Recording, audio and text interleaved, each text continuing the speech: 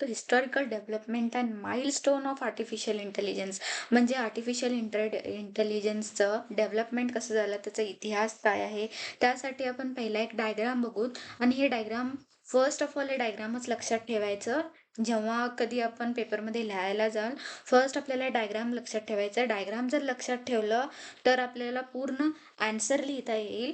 Okay, so first आपण आता step by step बघू की आर्टिफिशियल इंटेलिजन्स इव्हॉल्व कसं झालं. ओके, 1950 मध्ये first of all Turing test म्हणून परफॉर्म केलं गेलं. ओके, हे सायंटिस्ट आहे ट्युरिंग नावाचं, जे हे टेस्ट परफॉर्म केलं. ओके, त्याच्यानंतर 1956 मध्ये डार्टमाउथ कॉन्फरन्स झालं. त्या कॉन्फरन्स नंतर 1980 मध्ये एक्सपोर्ट सिस्टीम्स इव्हॉल्व झाले.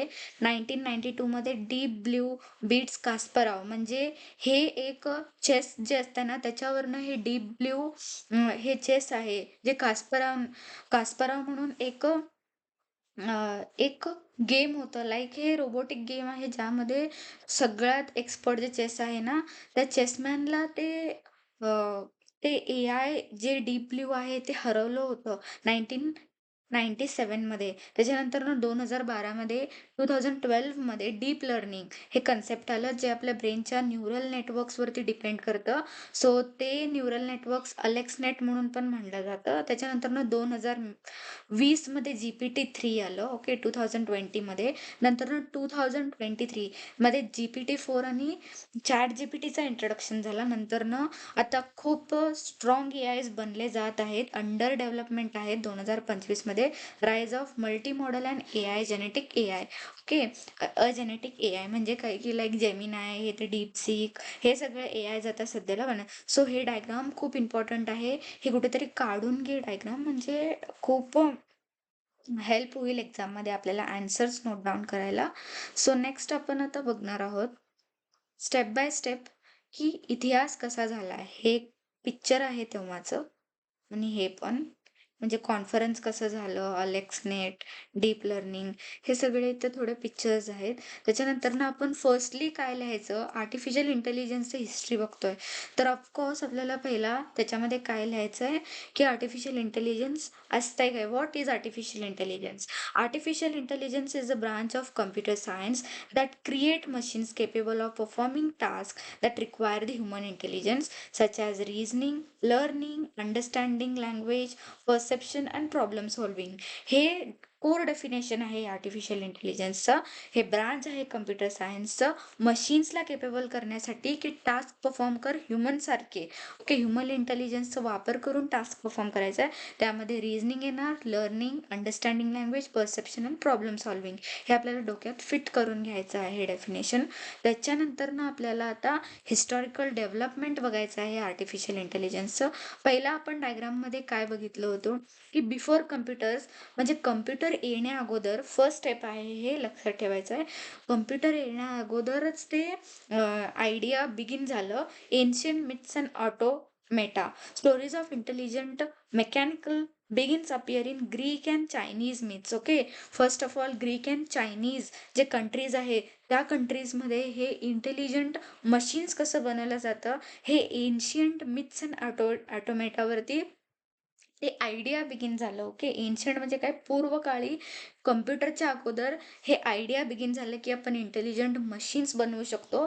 आणि ते ग्रीक आणि चायनीजमध्ये फर्स्ट ते अंदाज लावता आलं की आपण असं पण करू शकतो. ओके, नंतर 17th अँड 19th सेंचुरी, म्हणजे 17 आणि 19व्या शतकात फिलॉसॉफर्स लाईक, हे फिलॉसॉफर एक होता गॉटफ्राईड लिबनिस, ह्याचं नाव लक्षात ठेवायचं, नोट डाऊन करू जाऊ. म्हणजे philosophers like Gottfried Leibniz imagined symbolic reasoning. Okay, ह्यानी काय केलं, सिम्बॉलिक रिझनिंग बघितलं की बाबा सिम्बॉल्स यूज करून आपण कारण देऊन कसं आपण मशीन्स बनवू शकतो. चार्ल्स बॅबेज म्हणून एक सायंटिस्ट होता, आणि Ada Lovelace laid foundations for programmable machines. Okay, त्यांनी काय प्रोग्रॅमेबल मशीन्स बनवले. फॉर एक्झाम्पल कम्प्युटर्स फर्स्ट त्यांनी बनवले. पहिला ए आय बनवण्यासाठी कम्प्युटर्स तरी बनायला पाहिजे ना. सो बिफोर कम्प्युटर्स हे आयडिया आलं, आणि हळूहळू काय झालं की बाबा आपले कम्प्युटर्स बनले गेले. ओके, ह्याच्यामध्ये फर्स्ट आपल्याला नावं लक्षात राहायला पाहिजे. नाव काय, फर्स्ट आपल्याला हे फर्स्ट स्टेपमध्ये काय लिहायचं आहे की ग्रीक आणि चायनीजमध्ये हे आयडिया बिगिन झालं इंटेलिजंट मशीन्स बनवण्याचं. आणि 17th अँड 14th सेंचुरीमध्ये गॉडफ्राईड लेबनिज हे लक्षात ठेवायचं नाव. त्यांनी काय इमॅजिन केला? Symbolic reasoning. आणि चार्ल्स बॅबेज आणि एडा लवलेस हे काय फाउंडेशन लेड केले की प्रोग्रामेबल मशीन्स आपण लाईक कम्प्युटर्स बनवू शकतो, हे लेड केले. हे आपल्याला फर्स्ट स्टेपमध्ये लक्षात यायला पाहिजे. नेक्स्ट आहे 1950. इथून आपलं जर्नी स्टार्ट होतं. कशाचं? तर आर्टिफिशियल इंटेलिजन्सचं जर्नी स्टार्ट होतं. The brain birth of A I thought. Okay, इथं 1950 मध्ये आपला ए आय बनवू शकतो ह्याचा जन्म झालं. ओके, काय आहे 1950 मध्ये अलान ट्युरिंग म्हणून एक सायंटिस्ट होता. त्यांनी काय पब्लिश केला? तर अलान ट्युरिंगने पब्लिश केला कम्प्युटिंग मशिनरी अँड इंटेलिजन्स. म्हणजे कम्प्युटर सोबत आपण मशिनरी अँड इंटेलिजन्स कसं लावू शकतो हे त्यांनी पब्लिश केला. पहिला तरी त्यांनी काय केलं की ट्युरिंग टेस्ट म्हणून स्वतःच्या नावावरतीच अलान ट्युरिंग ह्याच्यावरतीच एक ट्युरिंग टेस्ट त्यांनी इंट्रोड्यूस केलं. ते काय टेस्ट करतं? A test of machine ability to exhibit intelligence behaviour and extinguishable from humans. Okay, ह्युमन्ससोबत रिलेट करून इट्स डिफरन्स बघून ते ट्युरिंग टेस्ट परफॉर्म करण्यात आलं. कुठं? 1950 मध्ये. 1950 मध्ये काय झालं? ए आयचं बर्थ झालं. थॉट म्हणजे थिंक केलं की आपण ए आय सारखी मशीन्स बनवू शकतो म्हणून. ओके, सो 1956 मध्ये नेक्स्ट स्टेपमध्ये Dartmouth workshop, John M C Carthy हे पण एक सायंटिस्ट आहे जे टर्म आर्टिफिशियल इंटेलिजन्सचं जे नाव दिलं ते कोण होतं? John M C Carthy. त्याला डार्ट माउथ वर्कशॉप ह्या वर्कशॉपमध्ये ह्या सायंटिस्टनी आर्टिफिशियल इंटेलिजन्सचं नाव इंट्रोड्यूस केलं. This marks the birth of A I as a field. Okay, A I field हे एम सी कार्थीने इंट्रोड्यूस केलं 1950 मध्ये. 1956 मध्ये. 1950मध्ये म्हणजे काय की 1950s आणि 1956 हे दोन्ही पण त्याच्यामध्ये आले. ओके, त्याच्यामध्ये काय काय झालं? फर्स्ट तरी ट्युरिंग टेस्ट अलान ट्युरिंगनी कॅपेबल केलं आणि Dartmouth workshop John M C Karti artificial इंटेलिजन्सचा नाव दिलं आणि इथूनच ए आय फील्ड आपलं जर्नी स्टार्ट झालं. ओके, सो नेक्स्ट आहे आपलं 1960. 1960 मध्ये काय झालं की बाबा early optimisation and first programs. इथे ए आय वरती काम चालू करायला सुरुवात झालं. पहिला तरी 1950 मध्ये थिंक केले आणि 1960 पर्यंत येईपर्यंत त्यांनी प्रोग्राम वगैरे राईट करायला, कोडिंग करायला स्टार्ट केले की ए आयचं logic theorised in 1956. First A I program कोणी लिहिलं? तर नेवेल आणि Simon. That proved mathematical theorems. Okay, mathematical theorems use करून, गणिताचा वापर करून नेवल नावाचा आणि सिमॉन नावाचा हे दोन्ही पण जण काय केले? तर फर्स्ट ए आय प्रोग्राम त्यांनी इंट्रोड्यूस केले 1956 मध्ये. ओके, त्याला काय म्हणतात? लॉजिक थेरेस्ट. ओके, त्याच्यानंतर ना Eliza Eliza 1966 one of the first chatbots that simulated the conversion. Okay, हे चॅट जीपीटीचा पहिला व्हर्जन आहे समजायचं, जिथं आपण क्वेश्चन्स दिलं की ते उत्तर देत होतं. त्याला काय म्हणतात? एलेझा. कधी? 1966 मध्ये हे फर्स्ट चॅटबोट होतं जे ह्युमन सोबत इंटरॅक्ट किंवा कन्व्हर्जेशन करत होतं. नेक्स्ट काय आहे? Shakey, late 1960s. Okay, Shakey the first mobile robot that could reason about its actions. Okay, स्वतः ॲक्शन्स काय करायला हे फर्स्ट मोबाईल रोबोट होतं. शेकी त्याचं नाव होतं 1960sमध्ये. हे आपलं थर्ड आहे. नेक्स्ट काय आहे आपलं? तर नेक्स्ट 1970s. 1970sमध्ये काय झालं? सो 1970sमध्ये नॉलेज अँड एक्सपर्ट सिस्टीम झाले. म्हणजे एक्सपर्ट ते चेक करणार होता की ते कसं सॉफ्टवेअर यूज होत आहे. ए आय शिफ्टेड टू काय म्हणलेत? A I shifted toward expert system. Software is specialised knowledge. Okay, हे कम्प्युटर्सला खूप जास्त नॉलेज, स्पेशलाइज्ड नॉलेजमध्ये ट्रेन केलं होतं 1970sमध्ये. मायसिन मेडिकल डायग्नोसिस सिस्टीम म्हणजे काय की बाबा आपण आता ए आयला कुठं वापरतोय? तर हॉस्पिटल्समध्ये वापरतोय 1970sमध्ये. कारण तिथं एक्सपर्ट सिस्टीम्स आणि नॉलेज प्रोड्यूस करतो. त्याला काय म्हणतात? मायसिन. हे एक मेडिकल डायग्नोसिस सिस्टीम होतं आणि सॉफ्टवेअर होतं with specialised knowledge. Okay, this systems use rules to mimic the human expert reasoning. Okay, म्हणजे काय की ते एक कॉपीड व्हर्जन होतं आपल्या ह्युमन एक्सपर्ट्सचं, ओके. जे आता मोठमोठे डॉक्टर आहेत, ते त्यांचं एक्सपर्ट एक्सपर्ट रिझनिंगवरती ते मिमिक केलं होतं त्या सिस्टम्सला, ओके. लिमिटेशन काय होतं ह्याचं, की slow and expensive knowledge acquisition, okay. हे स्लो होतं कारण हे आत्ता कुठेतरी वापरायला येत होतं ना, तर हे स्लो होतं. पण एक्सपेन्सिव्ह नॉलेज एक्विशन त्याच्यामध्ये होतं, ओके. नेक्स्ट काय आहे? 1980s मध्ये AI winter and resurgence, okay. AI winter, funding and interest drop due to unmet expectation, okay. एआयचं एवढं मोठं वापर होतं की आपलं फंडिंग आणि इंटरेस्टमध्ये खूप म्हणजे कॉस्टली होत होतं ते, आणि त्याला बिल्ड करण्यातच खूप काही पैसे जात होते, ओके. रिसर्जन्स म्हणजे with more computing power, expert systems boom in industry, okay. कारण त्याचं खूप काही व्हर्जन्स येत होते, आणि खूप वापर होत होते एआयचं. म्हणून इंडस्ट्रीमध्ये काय झालं, की एआय वरती बूम पडलं आणि खूप सारे एआय एक्सपर्ट्स वगैरे तिथं जॉबसाठी जाऊ लागले. पण तेव्हा पण अजून काम सुरूच होतं. पूर्ण एआय अजून लोकांना माहीत झालं नव्हतं. ओके. नेक्स्ट काय आहे? नेक्स्ट आपलं आहे 1990s. 1990s मध्ये intelligent machines and games produce झाले, okay. 1990 IBM Deep Blue, IBM कंपनीने डीप ब्ल्यू नावाचं एक चेस गेम त्यांनी काढले, ज्यामध्ये world chess champion Garry Kasparov म्हणून, त्यांनी वर्ल्ड चेस चॅम्पियन होतं, त्याला हरवलं गेलं एका डीप ब्ल्यू एआयनं, okay. A huge milestone showing the machine strategy, म्हणजे मशीनला एवढं बुद्धी, ह्युमन एवढं आलतं की त्यांनी चेस चॅम्पियनला हरवलं 1990s मध्ये, ओके. 1990s मध्ये बेसिकली काय, की बाबा इंटेलिजंट मशीन्स आणि गेम्स प्रोड्यूस झाले, ओके. नंतर ना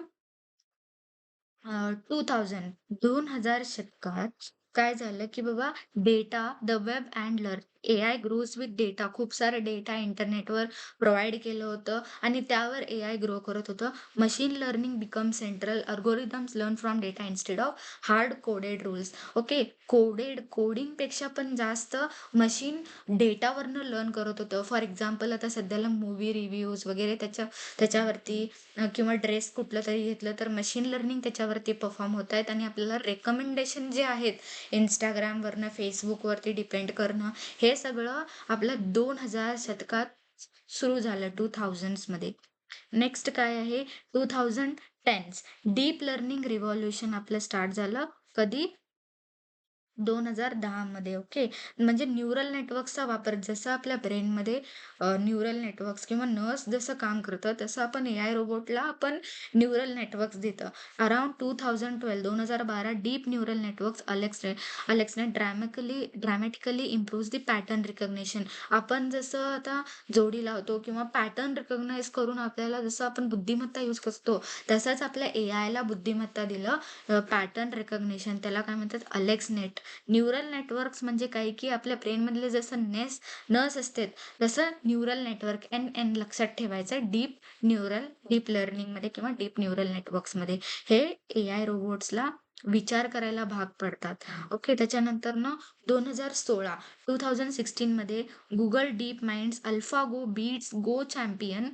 गो was long considered too complex. हे पण एक गेम आहे जिथं एआयने हरवलं एका गो चॅम्पियनला. हे एक गुगल चॅम्पियन होतं, अल्फागो. अल्फागो म्हणून एक रोबोट किंवा मशीन, हे गुगलच्या चॅम्पियनला हरवलं, ओके. हे 2016 मध्ये झालं. त्याच्यानंतरनं आलं natural language processing breakthroughs with models like BERT and GPT, okay. Natural language processing introduce झालं, आणि breakthroughs with models like BERT आणि जीपीटी, चॅट जीपीटीमध्ये वगैरे नॅचरल लँग्वेज प्रोसेसिंगचं यूज केलं गेलं. त्याच्यानंतरनं 2020 मध्ये फाउंडेशन मॉडेल्स आले. Foundation transformers and large models, AI scales to billions of parameters, chat GPT, conversational AI with human level, next generation AI वाढली used, vision, speech, robotics, medicine, okay. Computer vision पण आलं याच्यामध्ये, image देऊन त्याला recognise करायचं, किंवा आपण खूप सारे आता इमेजेस वगैरे जनरेट करतो ChatGPTमुळे. म्हणजे काय की फाउंडेशनल मॉडेल्स आपण त्याच्यामध्ये घातलो. आता ह्या पूर्ण प्रोसेसला आपण लक्षात कसं ठेवायचं आहे एआयच्या हिस्ट्रीला किंवा माइलस्टोनला, तर खूप सोपं आहे. हे फेजेस आपल्याला लक्षात ठेवायचं आहे, डायग्राम काढायचा आहे आणि एक्सप्लेन करायचं आहे आपल्या आन्सरमध्ये. प्री 1950 मध्ये आयडिया आपल्याला घेतलं. ट्युरिंग अर्ली कम्प्युटिंग कन्सेप्ट म्हणजे कम्प्युटिंगचे कन्सेप्ट ते आयडिया आलं की बाबा आपण एआय सारखं टूल आपण बनवू शकतो. 1950 टू 60 मध्ये symbolic AI, Turing test, Dartmouth, ELIZA असे सगळे मशीन्स तिथं इंट्रोड्यूस झाले छोटे छोटे. आणि फर्स्ट प्रोग्राम 1950 टू 60 मध्ये लिहिलं गेलं. नंतर ना 1970s आणि 80s मध्ये एक्सपर्ट सिस्टीम झालं आणि इंडस्ट्रीयल एआय सुरू झालं. मायसिन म्हणून मशीन जे मेडिकलसाठी यूज करतं, मेडिकल डायग्नोस्टिक सिस्टीम्स, हे सगळे आता कुठं आले तर इंडस्ट्रीमध्ये रिव्हॉलाइज व्हायला स्टार्ट केले. 1919 मध्ये अजून intelligent machines like deep blue जे मशीन आहे गेम, त्यांनी कॅरी कास्परवला हरवलं चेस चॅम्पियनला. सो असे सिस्टीम्स तिथं रोबोट्सचं 1990s मध्ये प्रोड्यूस झाले. 2010 मध्ये मशीन लर्निंग म्हणजे डीप लर्निंग आणि बिग डेटा इथं यूज केलं गेलं. म्हणजे खूप सारं डेटावरती आता करू शकतो आपण प्रोसेस फास्टली. सो तेव्हा मशीन लर्निंग 2010 मध्ये इंट्रोड्यूस झालं. 2020 मध्ये फाउंडेशनल मॉडेल्स आले, लार्ज लँग्वेज मॉडेल्स आणि मल्टीनॉमिनल, जिथं सगळं काही इंट्रोड्यूस झालं. ओके. त्याच्यानंतर ना इव्हॅल्युएशन डायग्राम, आपण डायग्राम मगाशी बघितलं होतं ते आहे आणि हे सगळं केल्यावरती 1950s पासून स्टार्ट होऊन 2025 किंवा 26 पर्यंत आता एआय एवढं जनरेट झालं की एआयला आपण विदाउट एआय आता खूप आपण जगूच नाही शकत. लाईक एआय वरती एवढे डिपेंड झालेत आजकाल लोक. Understand and generate human language, see and interpret images, assist in medicine, science and engineering, power, self driving cars, recommender systems and automation, हे सगळे आपण आता यूज करतोय एआय मध्ये. ओके. सो हे होतं आपलं आजचं concept, historical development and milestones of artificial intelligence. Basically हे डायग्रामच खूप इम्पॉर्टंट आहे. ह्या डायग्रामवरनं आपल्याला आन्सर लिहिता येईल व्यवस्थित. आणि मेन म्हणजे आपल्याला इथं शतक लक्षात ठेवायचं आहे, त्या शतकात झालंय काय आणि त्याचे सायंटिस्ट कुठले होते, हे ह्यांचे नाव आपल्याला लक्षात ठेवायचं आहे. एक फ्लोचार्ट हे तयार करून घ्यायचं आणि तिथं आन्सर लिहायचा प्रयत्न करायचा. थँक्यू.